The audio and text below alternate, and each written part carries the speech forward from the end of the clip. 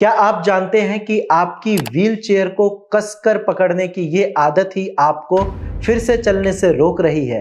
अक्सर paralysis patient को लगता है कि जितनी जोर से वो वॉकर या डंडे को पकड़ेंगे वो उतना सेफ रहेंगे, लेकिन सच बिल्कुल उल्टा है।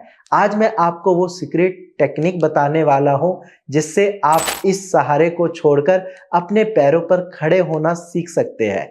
अपनी रिकवरी को आज से ही फास्ट फॉरवर्ड मोड पर डालिए। हेलो एंड नमस्कार, मैं डॉक्टर हिमांशु पराशर, भारत होम्योपैथी से। पैरालिसिस के बाद फिर से चलना किसी पहाड़ चढ़ने जैसा लगता है, लेकिन ये सफर आसान हो जाता है जब आपको सही स्टेप पता हो।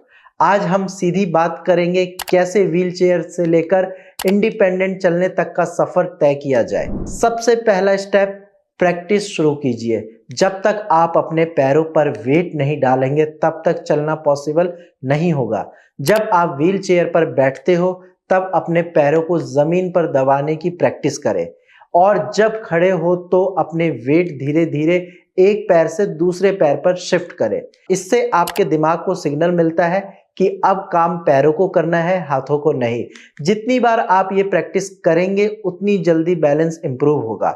अगला और सबसे इंपॉर्टेंट स्टेप, सहारा छोड़ने की प्रैक्टिस। शुरू में आप पूरे हाथ से वॉकर या सपोर्ट पकड़ते हैं, जो बिल्कुल ठीक है, लेकिन धीरे धीरे इसे कम करना बहुत जरूरी है।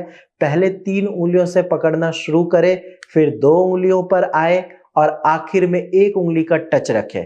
इससे आपका बॉडी खुद बैलेंस बनाना सीख जाएगा और जो नर्व्स इनएक्टिव थी वो दोबारा एक्टिवेट होने लगेंगे। याद रखिए, पैरालिसिस के बाद चलना सिर्फ पैरों का नहीं बल्कि दिमाग का भी गेम है। जब आप सहारा छोड़ने की प्रैक्टिस करते हैं तो शुरू में डर लगना नॉर्मल है, लेकिन इसी स्टेज पर आपको रुकना नहीं है। सही फिजियोथेरेपी और होम्योपैथिक ट्रीटमेंट के साथ आप अपनी रिकवरी को और स्ट्रॉन्ग बना सकते हैं। अपनी मेहनत पर भरोसा रखिए। अगर आप भी काफी टाइम से व्हील चेयर पर हैं और अब इसे छोड़ना चाहते हैं तो देर मत कीजिए।